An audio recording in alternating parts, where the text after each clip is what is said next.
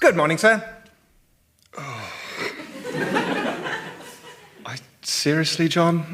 What? Ding, ding. Good morning, sir. There's nothing wrong with starting a sketch, ding, ding, good morning, sir. No, not in 1955. No, that's not true. There have been a lot of funny man walks into shop sketches since then. Oh, I'm not denying that. Lots and lots. Lots and lots and lots. Look, it's a natural format for a sketch, all right? It's a place where two strangers meet. Yeah, but John, you have to admit you've done a lot of them. Yeah, hello. Hello, Carrie. Hi. How did you get into the shop? Oh, for... No, come on. If John really thinks he's got a man walks into a shop sketch so fresh and novel that it deserves doing, let's hear it. Yeah. Well, I can't do it now, can I? Oh, really? Oh, shame. Shall I leave the shop then? Yes. Yes, all right, please do. bye. I see you've had the bell taken off the door. For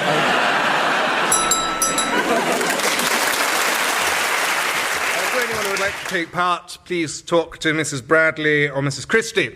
All right, now, as the main speaker of our assembly today, I am delighted to welcome back an illustrious former pupil of the school who's very kindly agreed to talk to you today about how he got to be where he is. Mr. Ryan Connor. Yeah, thanks, guys. Nice one. I have to say I was kind of surprised when Mr. Lennox invited me to speak to you today because, it has to be said, me and him, back in the day, we had our run-ins. Of course, he wasn't a headmaster then, just a lowly economics teacher with a full head of hair. But... he was also the careers advisor and he wasn't best pleased with me because I was getting straight A's in my mocks. But I knew I had to follow my music. And Mr. Lennox would say, look, Ryan, at least go to university. You can keep up with your singing, but you'll have something to fall back on. But I said, look, I'm sorry. This is my dream. I have to follow my dream. So I got a job in a garage, worked like a dog, living on friends' floors, while my band and me, we took every gig going. I sold my car to get a professional demo reel done. This went on for best part of 6 years. And then one day, our lead guitar came in and said, guys, I've got some huge news. I'm getting married. So I'm probably going to knock this on the head. And we tried to carry on without him for a bit, but it didn't really work out. So I went to uni as a mature student, got a degree in hydraulic engineering, and now I work for McAlpine. Thank you very much. Round of applause, please, for Mr. Connor. Yes, a little out of the ordinary run of our guest speakers, I know, but I thought it might be instructive for you to hear from someone who followed their dream and gave it their all and got nowhere. Because those people, rather by definition, don't get to give speeches at the Brits or the Oscars, but there are far, far more of them than the people who do. So, although it's certainly true that you won't be a singer or an actor or an athlete if you don't follow your dream, I encourage you to bear in mind that you also might not, even if you do. And I suppose the other moral I would draw is that I have been a careers advisor at this school for 25 years, and I am very good at my job. Mr. Connor, do you remember what profession I suggested for you in our interview? Hydraulic engineer. Precisely.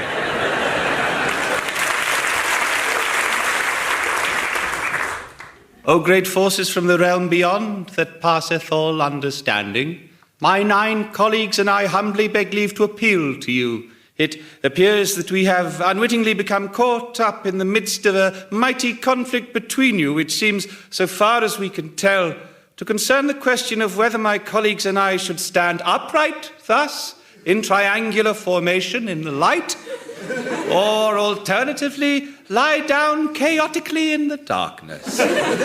We ourselves are perfectly content to do either, but oh no! You see, this is what keeps happening. Oh, and now the mighty metal arm approacheth there. It is clear, O mighty metal arm, that it is your implacable wish that the 10 of us stand in a mystic triangle in the light. And let us be clear, this we are absolutely willing to do. However, there can be no doubt that it... Oh, no! has been once again demonstrated, it is clear that there is something about this triangular arrangement which above all things angers you, O mighty spheroid of doom. Clearly, O implacable globes, it is your fixed desire that we repose quietly on our sides in the darkness, and this too we are more than happy to do. The only thing we find a little hard to bear is the constant, But perhaps there might yet be some compromise. For instance, we notice, O spheroids, that you seem less angered by those of us who stand to the sides, and indeed will often suffer us to remain untouched by your globular wrath. Could this pave the way to a settlement? Could two of us remain on sentry duty on either side of the light in deference to the wishes of the metal arm, whilst the rest of us recline in darkness as it pleases the furious ovoids? Please let us come to some arrangement. Anything but the constant, oh no! Brothers and sisters, once again our appeals have failed. Let us console ourselves in our travail with the ancient hymn of our people. We get knocked down, we get picked up again. We wish they'd just make up their minds. We get knocked down, we get picked up again. We wish they'd just make up their minds.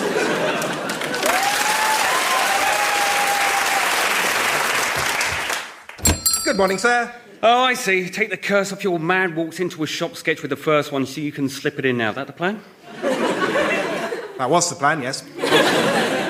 Go on then. I can't do it now. Oh dear, goodbye then. I haven't even opened the door yet. All right, I'm going.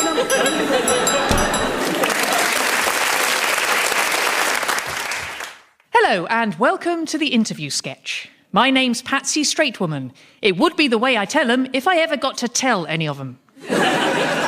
I'm joined today by Edward Whiteside MP, the newly appointed Home Office Minister. Mr. Whiteside, it's often said you are one of the most brilliant and able politicians in the House, but held back by your somewhat aloof image. Would you agree?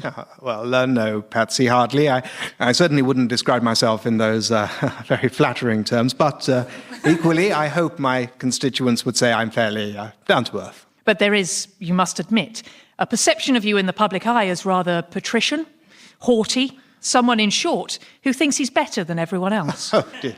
No. I certainly hope that's not what the public think, because I assure you it couldn't be further from the truth. So you don't think you're better than them?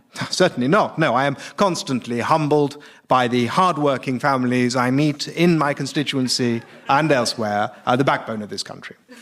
Do you think they're better than you? Of course, yes. Nurses and teachers and soldiers, those are the real heroes. We politicians exist only to facilitate their inspiring work. OK, sure, nurses. But what about someone who, let's say, works part-time in a motorcycle garage? Is he better than you? Well, I'm not sure what kind of judgment you're asking me to make when you say better. You found it easy enough when it was nurses. Yes, well, all right. Certainly he's better than me, yes. Hard-working, skilled trade, supporting his family. He's single. Actually, he walked out on his kids and pays no maintenance. And he's not that hard-working either, and he's rubbish at his job. Right. Well, yes, but nonetheless... Whereas you have a family, don't you? Yes, I do. And you work hard to support them. Of course. Well, then, surely, by your own criteria, that makes you better than the work-shy, deadbeat dad bike mechanic, doesn't it? No, not at all, no. You don't think you're better than him? No. He neglects his dog. He never recycles. Even so. Even so, you're not better than him? No. Then, Minister, aren't we entitled to ask if you're fit for your position? You have a very important job. Surely we really ought to have someone doing it who is better than that guy. Well, yes, of course. But so you are better than him? All right, fine. Of course I'm better than him. I'm almost unquantifiably better than him. And everyone he knows or has ever met.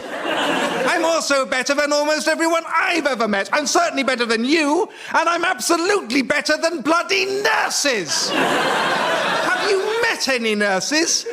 anyone can be a nurse. Do you have any idea how hard it is to get to my position? First, I had to be selected as a candidate by my local party, all of whom I am way better than. Then I had to persuade the slack-jawed idiot public, who I am way, way better than, to vote for me and thus beat the other candidates, than whom, incidentally, I am inarguably and measurably better, because we all set out to do exactly the same thing, and I did it 21,089 votes the best. Then I proved I'm better than most MPs by becoming a minister, and most ministers by joining the cabinet. I actually keep a list in my wallet of the 6 people who I consider to be better than me.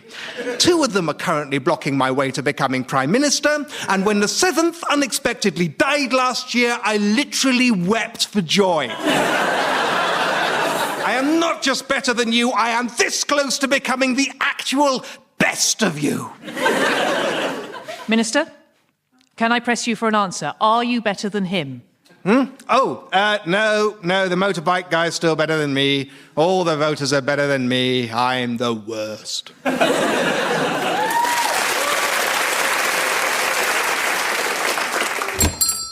Good morning, madam.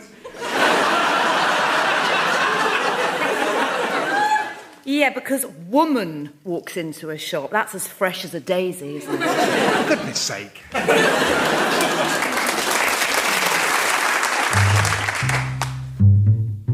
My baby don't care about the latest shows. My baby don't care about fancy clothes. My baby don't dance, he don't watch TV. My baby only cares about me. And though I'm flattered by his dedication, my baby, he don't have a lot of conversation. My baby don't care about no football game, but I kinda do, so that's a bit of a shame. My baby won't read or go see a play. My baby ain't got nothing to say. In the rest of the world and its social arrangements, my baby shows a worrisome lack of engagement. Come on, baby, read a book sometime. You want to go to a museum, baby, or a gallery? No? Hey, baby, what do you think of those proposed reforms to parliamentary self-regulation? They're pretty wide-reaching, no? Baby, nothing? Ah, baby. You don't care about cars or polar exploring or going to bars or playing guitars. My baby's so boring. My baby don't care about the news or sports. My baby don't think no original thoughts. My baby don't write or go to the flicks. My baby is as dumb as a brick. I said my baby is a bit of a prick.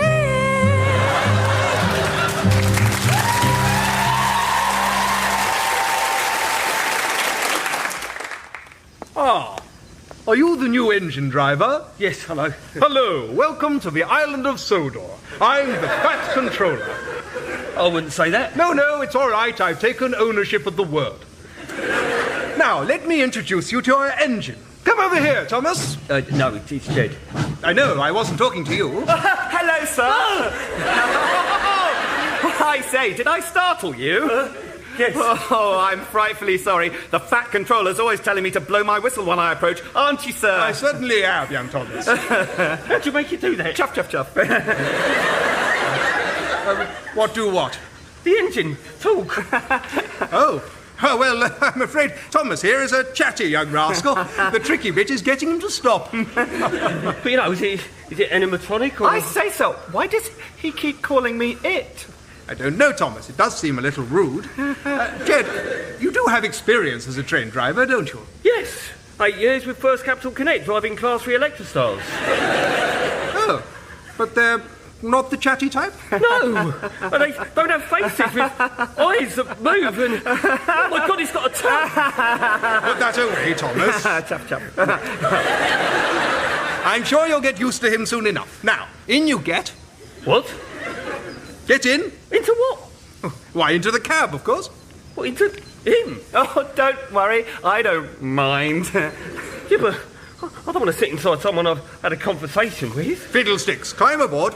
Oh, God. God. He's so warm. Yes, it was hot work getting up that hill. It's sort of soft and, it's slippery. What did you expect? I don't... Right, OK, so I'm sitting inside it. Him?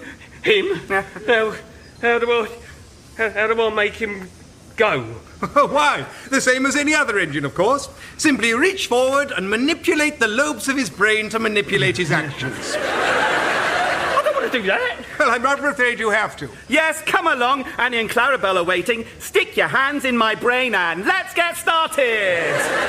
Sorry, you mean, like this? Oh, rage! Blood slaughter! Ah, Thomas is kill! I've done it before and I'll do it again! I've done it before! I'll do it again! No, not like that. Oh, I rather like it. John. Hi, Carrie. I just noticed I don't seem to have been in many sketches this week. Oh, really? Yeah, no, not many. Oh, dear. So I just thought I'd check. There's no particular reason or anything, is there? No. Oh, good. No, you're very welcome to be in a sketch. Whenever you want. Okay, good. No.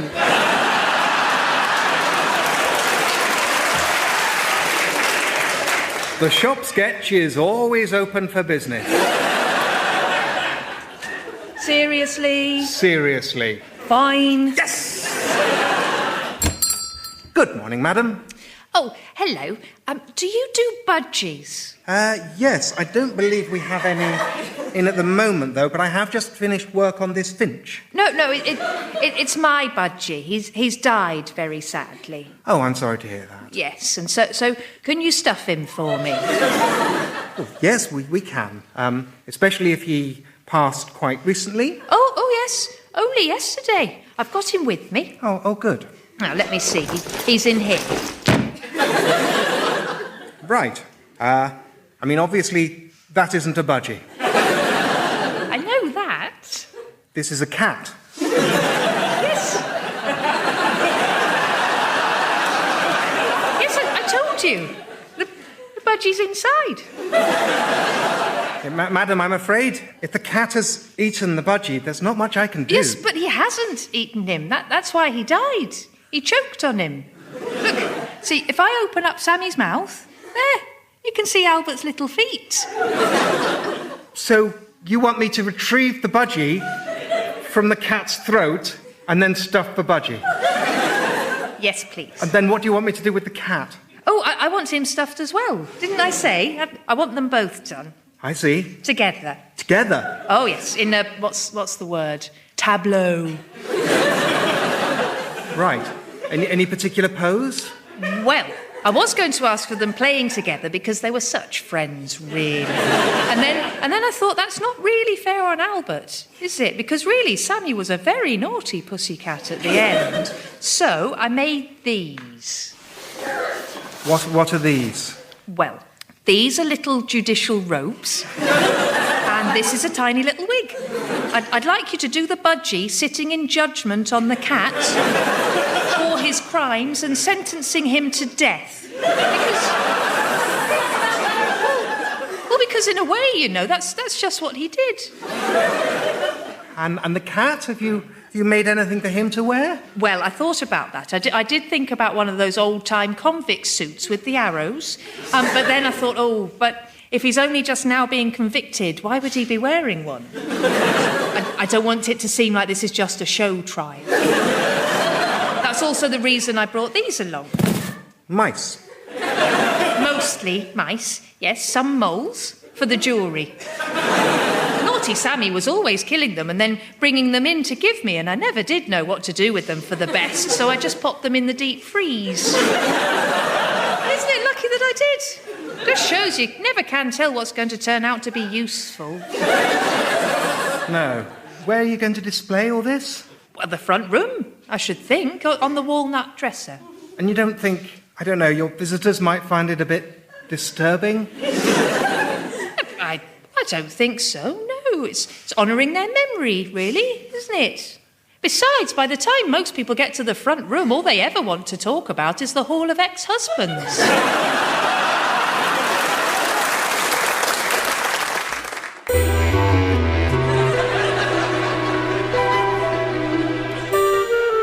Well, since you asked me for a love story, I mean to say, you made me go all red. Oh dear, I am an old silly. This tale took place when I was a young man of 21, as opposed to now, when I am an old man of 68. I had secured an interview for the post of bank manager at one of the capital's most illustrious firms. Why, you insolent young puppy! Exclaimed the grizzled old chairman of the bank when he saw me. You dare to apply for a job as a bank manager? Why, you're barely out of short trousers. How old are you? 1 in 21? 1 in 22? 1 in 20, sir. Egad! And yet, I must admit, there's something about you I like, my boy. I think perhaps you somehow remind me of myself at your age. You're hired! And so began my career at the illustrious old firm of Finnemore and Finnemore. Some 3 months later, I was strolling in Hyde Park in my luncheon hour when my attention was arrested as if by an attention policeman by the sight of a beautiful maiden seated on one of the benches, feeding a swan and weeping prettily into a cambric handkerchief. She was very young. She couldn't have been more than 7 and 3 and 6 and 2 and 1. And she was dressed in what was either a simple taffeta gown or else a simple gown made of whatever it is the thing I think taffeta is. She looked up, and as our eyes met, there flashed between us a look of such intensity and sympathetic understanding that it was as if our two twin souls were lashed together with hoops of steel. But we had not been introduced, so naturally I passed on. That evening, as I left the bank, I was met by an astounding coincidence. There, sitting on the very steps of the bank itself, was the same young lady, still dressed in a possibly taffeta gown, still weeping piteously, and, indeed, still feeding a swan. On this occasion, the urge to cast etiquette to the four winds and ask her what troubled her was almost irrepressible. Almost. That night, I called in at my club to dine, and as I bent over my chop, my attention was caught by a soft weeping. It could not be her, of course, for women were no more allowed in the dining room of my club than a man would be allowed into a hospital or school. I looked round and beheld a young man sitting weeping into a bowl of soup. It was strange. Call me a lovesick fool, but there was something about him that reminded me of my fair damoiselle at the park.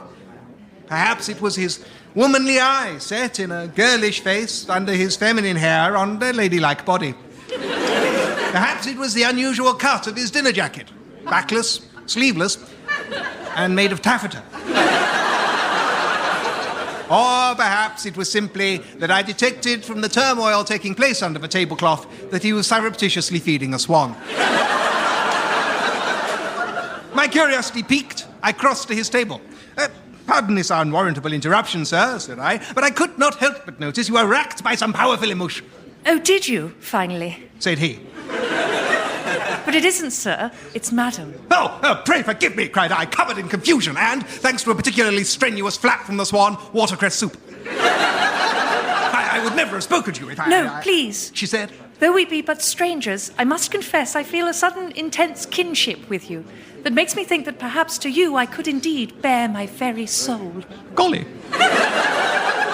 My story, which is very sad, and no one can possibly help me, though if anyone could, they would probably definitely be the object of my undying love and gratitude, is this. My dear sweet father died last November, and my wicked uncle has taken everything from our pretty home and cast me out onto the streets with nothing but this simple taffeta dress.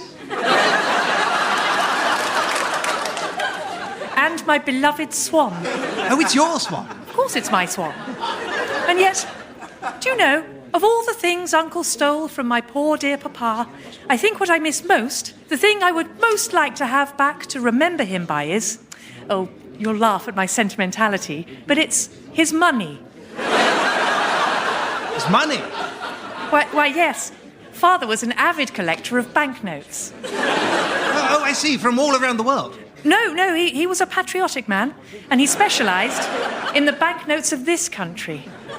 In fact, he had made quite a handsome collection of them, and now I shall never see them again, for my wicked uncle has had them all locked up in the vault of Finnemore and Finnemore's bank.